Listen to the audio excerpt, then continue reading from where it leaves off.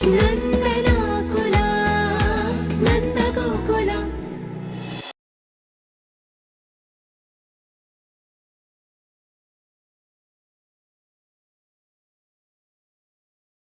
ಹೌದು, ಚಿಕ್ಕು ಎಲ್ಲಿ?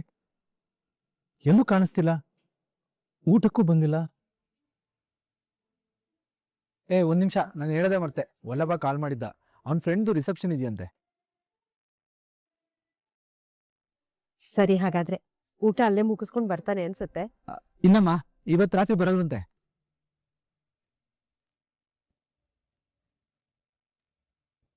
ಏನು ರಾತ್ರಿ ಮನೆಗೆ ಬರೋದು ಅಂತ? ಅಪ್ಪ, ಅದು ಫ್ರೆಂಡ್ ರಿಸೆಪ್ಷನ್ ಅಲ್ವಾ?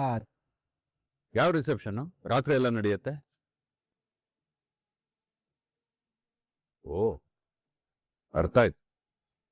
ಫ್ರೆಂಡು ಅಂದಮೇಲೆ ಅವನು ಇವನ್ ತೋರ್ದವನೇ ಆಗಿರ್ತಾನೆ. ಅಪ್ಪ ಅಮ್ಮನ್ಗೆ ಹೇಳ್ದೆ ಯಾವುದೋ ಹುಡುಗಿನ ಓಡಿಸ್ಕೊಂಡು ಹೋಗಿರ್ತಾನೆ, ಇವನು ಅವನಿಗೆ ಸಹಾಯ ಮಾಡಕ್ ಹೋಗಿರ್ತಾನೆ. ಅದೇ ತಾನೇ ಕೇಶವ? ಹಾಗೇನಿಲ್ಲ ರೀ, ಅವನು ಇವತ್ ರಾತ್ರಿನೇ ಬಂದ್ಬಿಡ್ತಾನೆ ಅಲ್ವೇನೋ ಕೇಶವ? ಅಪ್ಪ, ನಾನೇ ಕನ್ಫ್ಯೂಸ್ ಆದೆ ಅನ್ಸುತ್ತೆ. ರಿಸೆಪ್ಷನ್ ಎಷ್ಟೇ ಲೇಟ್ ಆದ್ರೂ ಮನೆಗೆ ಬಂದೇ ಬರ್ತಾನೆ. ಒಂದ್ ವೇಳೆ ಅವ್ನ್ ಬರ್ಲಿಲ್ಲ ಅಂದ್ರೆ ನಾನು ಅವನಿಗೆ ಫೋನ್ ಮಾಡ್ತೇನ್ರಿ, ಮನೆಗ್ ಬಂದ್ಬಿಡು ಅಂತ ಹೇಳ್ತೀನಿ. ಸಾಕ್ ಮಾಡು ಗಿರ್ಜಾ, ವಹಿಸ್ಕೊಂಡು ಬರ್ಬೇಡ ನೀನು ಅವನು.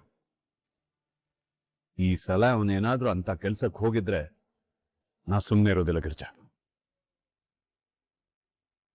ಅಪ್ಪ, ವಲ್ಲಭ ನಿಜವಾಗ್ಲೂ ಅವ್ನ ಫ್ರೆಂಡ್ ರಿಸೆಪ್ಷನ್ಗೆ ಹೋಗಿರ್ತಾನಪ್ಪ. ಅವನು ನಿಮಗ್ ಸುಳ್ಳು ಹೇಳೋದು, ಮತ್ತೆ ಮತ್ತೆ ಬೇಜಾರು ಮಾಡೋದು ಇನ್ಯಾವತ್ತೂ ಮಾಡಲ್ಲಪ್ಪ. ನಿನ್ ಮದ್ವೆ ನಿಶ್ಚಯ ಆಗಿದೆ ಮಾಧವ. ಈ ಸಮಯದಲ್ಲಿ ಅವನು ಏನ್ ಎಡವಟ್ಟು ಮಾಡ್ಕೋತಾನೋ ಅಂತ ನನ್ಗೆ ಆತಂಕ ಆಗಿದೆ. ಹಾಗೆಲ್ಲ ಏನಾದ್ರೂ ನಡೆದ್ರೆ ಏನ್ ಮಾಡ್ತೀನೋ ನನಗೆ ಗೊತ್ತಿಲ್ಲ. ಮತ್ತೆ ಮತ್ತೆ ಆಘಾತ ಅವಮಾನ ಸಹಿಸೋ ಶಕ್ತಿ ನನಗಿಲ್ಲ ಮಾಧವ.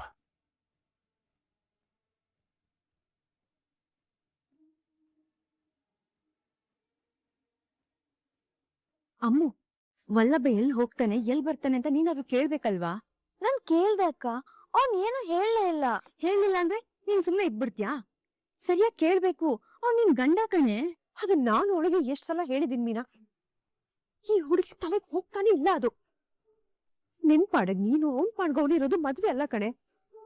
ಇಬ್ರು ಒಬ್ರಾಗ್ ಬದುಕೋದೆ ಕಣೆ ಮದ್ವೆ. ನಿನ್ಗೆ ಯಾಕೆ ಅರ್ಥ ಆಗ್ತಿಲ್ಲ? ಅಯ್ಯೋ ಅತ್ತೆ, ಸಮಾಧಾನ ಮಾಡ್ಕೊಳ್ಳಿ. ಅಲ್ವೇ ಮೀನಾ, ಇವೆಲ್ಲ ರಾತ್ರಿ ಮನೆಗ್ ಬರಲ್ಲ ಅನ್ನೋ ವಿಷಯನ ನಮ್ ಯಜಮಾನ್ರ ಹತ್ರ ಆದ್ರೂ ಹೇಳ್ಬೇಕಲ್ವಾ? ನಿಮ್ ಯಜಮಾನ್ರ ಹತ್ರ ಹೇಳೋದಿಕ್ಕೆ ನಿಮ್ ಯಜಮಾನ್ರು ವಲ್ಲಭನ ಹತ್ರ ಮಾತಾಡ್ತಿಲ್ವಲ್ಲ. ಹೋಗ್ಲಿ, ನನ್ನ ಹತ್ರನಾದ್ರೂ ಹೇಳೋಗ್ಬೇಕಪ್ಪ. ನಿಮ್ಮ ಹತ್ರ ಹೇಳೋದಿಕ್ಕೆ ವಲ್ಲಭ ನಿಮ್ಮ ಹತ್ರನೇ ಮಾತಾಡ್ತಿಲ್ವಲ್ಲ ಅತ್ತೆ. ದೇವ್ರೆ, ಏನ್ ಮಾಡೋದು? ಎಲ್ಲ ನನ್ ಕರ್ಮ. ಅತ್ತೆ,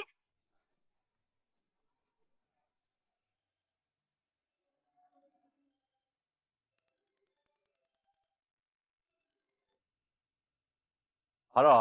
ಹಲೋ, ಪರಮೇಶ್ ಅವರ? ಹೌದು, ನೀವ್ಯಾರು? ನಾವ್ಯಾರು ಅನ್ನೋದಕ್ಕಿಂತ ನೀವು ನಿಮ್ಮ ಮಗಳನ್ನ ಕೊಡ್ತಾ ಇದ್ದೀರಲ್ಲ, ಆ ಮನೆಯವರು ಎಂತವ್ರು ಅಂತ ಮೊದಲು ತಿಳ್ಕೊಳ್ಳಿ. ಆಗ ನಿಮ್ಮ ಮಗಳು ಬಹಳ ಚೆನ್ನಾಗಿರುತ್ತೆ.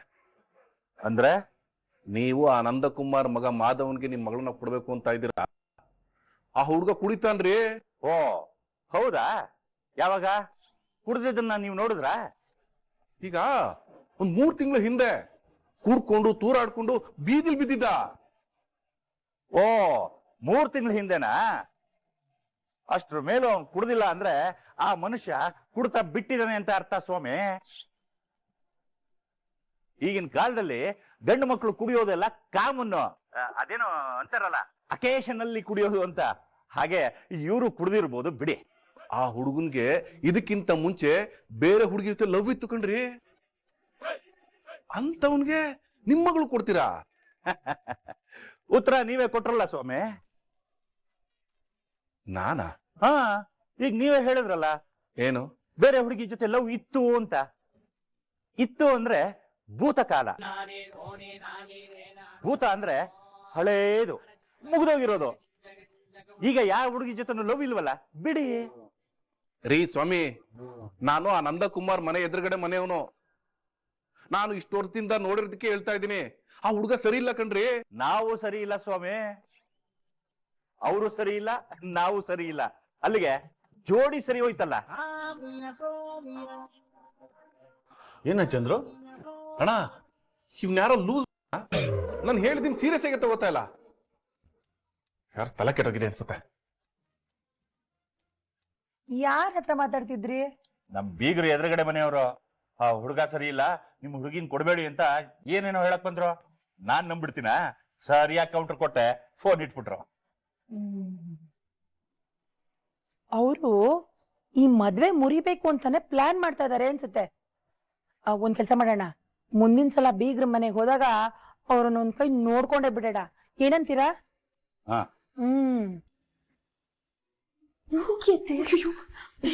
ಹೋಗಿ ಸುಮ್ಮನೆ ಭಯ ಆಗತ್ತೆ ಕಡೆ. ಅತ್ತೆ ನೀವೇ ಹೆದರ್ಕೊಂಡ್ರೆ ಹೇಗೆ? ಹೋಗಿ ಧೈರ್ಯವಾಗಿ ಮಾತಾಡಿ. ಹೋಗಿ ಅಂದೆ, ಹೋಗಿ.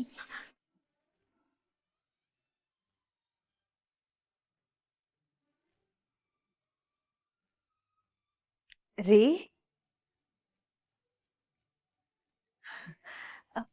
ಏನ್ ಮಾಡ್ತಾ ಇದ್ದೀರಾ?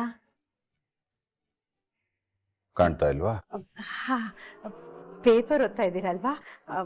ರೀ, ಪೇಪರ್ ಅಲ್ಲಿ ತುಂಬಾ ವಿಷಯಗಳಿರುತ್ತೆ ಅಲ್ವಾ? ಯಾಕೆ ಗಿರಿಜಾ, ಏನಾಯ್ತು?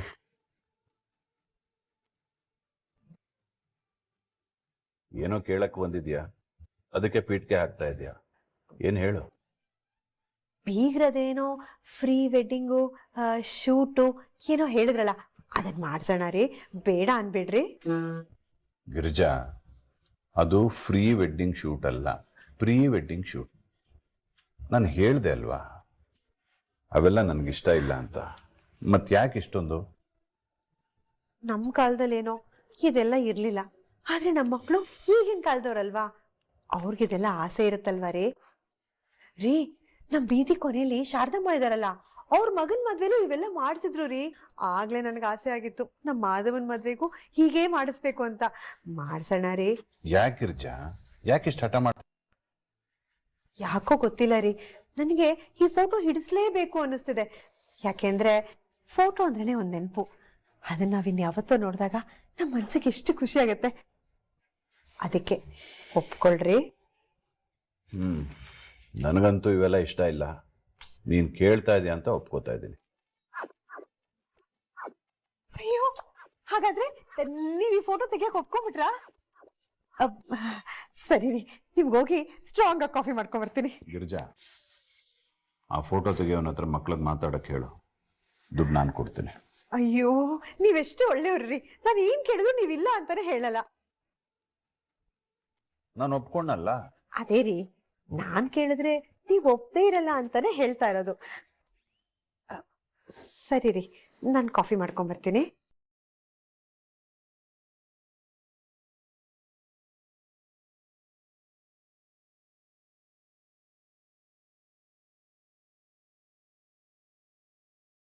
ಈ ವಿಷಯನ ಪ್ರಿಯಾ ಅವ್ರಿಗೆ ಹೇಳಿದ್ರೆ ಅವ್ರು ತುಂಬಾ ಖುಷಿ ಪಡ್ತಾರೆ. ಮೊದ್ಲು ಅವ್ರಿಗೆ ಹೇಳ್ತೀನಿ.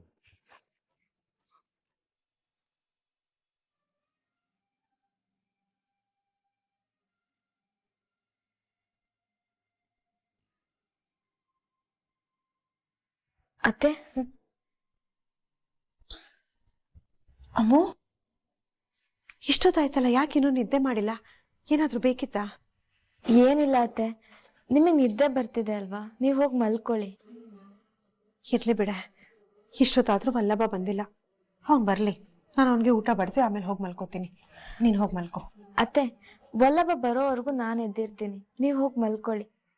ಹಾಗಲ್ವೇ ಅಮ್ಮೋ, ಅವ್ನ್ ವಲ್ಲಭ.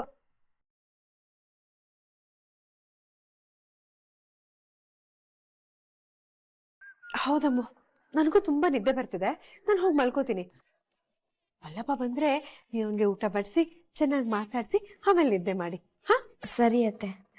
ಅಯ್ಯೋ ನನ್ ಬಂಗಾರಿ, ಹೇಳಿದ ಮಾತೆಲ್ಲ ಕೇಳ್ತೀಯ. ಸರಿಮ್ಮ, ನಾನು ಹೋಗಿ ಮಲಗ್ತೀನಿ.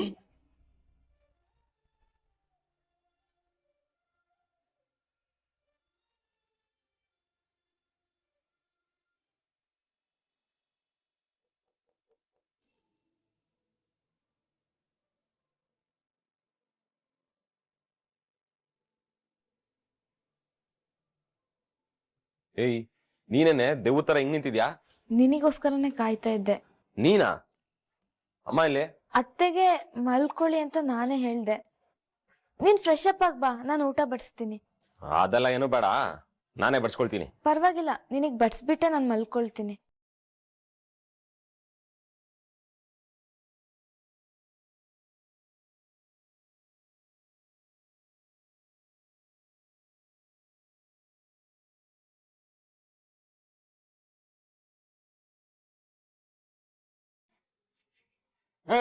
ಸಾಕು ಸಾಕು, ಎಷ್ಟಿರ್ಲಿ, ನಾನೇ ನೀನಾ? ಸಾಂಬಾರ್ ಹಾಕೋ.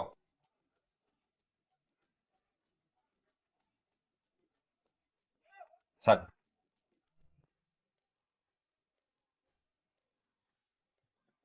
ನಿಂದು ಊಟ ಹೋಗಿ ಹೋಗಿ ನಿನ್ನ ಕೇಳ್ತೀನಿ ನೋಡು. ಮೊದಲೇ ತಿಂಡಿ ಪೋತಿ, ಒಂದು ಕುಕ್ಕರ್ಗೆ 1 ಲೀಟರ್ ತುಪ್ಪ ಹಾಕೊಂಡು ತಿಂದಿರ್ತೀಯ, ಮತ್ತೆ ನನಗೆ ಹೊಟ್ಟೆ ಹಸಿವಾಗ್ತಿದೆ ಅಂತ ತಿಂಡಿ ಪೋತಿ ನೀನು. ನಾನು ತಿಂಡಿ ಪೋತಿ ಹೌದು, ಆದ್ರೆ ನೀನ್ ಹೇಳೋ ತರ ಬಕಾಸುರಿ ಅಲ್ಲ. ಹೌದು, ನೀನ್ ಯಾಕೆ ಇವಾಗ ಮನೆಗ್ ಲೇಟ್ ಆಗಿ ಬರ್ತಿದ್ಯಾ? ಎಲ್ಲಿಗೆ ಹೋಗ್ತಿದ್ಯಾ? ಏನ್ ಮಾಡ್ತಿದ್ಯಾ? ಇದಕ್ಕೆ ಹೇಳೋದು ಅಧಿಕ ಪ್ರಸಂಗ ಅಂತ. ನಾನು ಎಲ್ಲಾದ್ರೂ ಹೋಗ್ತೀನಿ, ಯಾವಾಗಾದ್ರೂ ಬರ್ತೀನಿ, ಏನಾದ್ರೂ ಮಾಡ್ತೀನಿ. ನಿನ್ಗೇನಕ್ಕೆ? ಏನೋ ಕೇಳ್ಬೇಕನ್ಸ್ತು ಕೇಳ್ದೆ, ಅದಕ್ಕೆ ಗುರ್ರ ಅಂತ್ಯ ಒಳ್ಳೆ ಮುಷಂಡಿ ತರ. ಏಯ್, ಈಗ ಸುಮ್ನೆ ಊಟ ಮಾಡು, ಅನ್ನ ಬಡ್ಸ್ಲಾ? ಹೊಟ್ಟೆ ತಗ ತಗ ತಗ ಅಂತ ಹಶ್ವಾಗ್ತಿದೆ. ಹಾ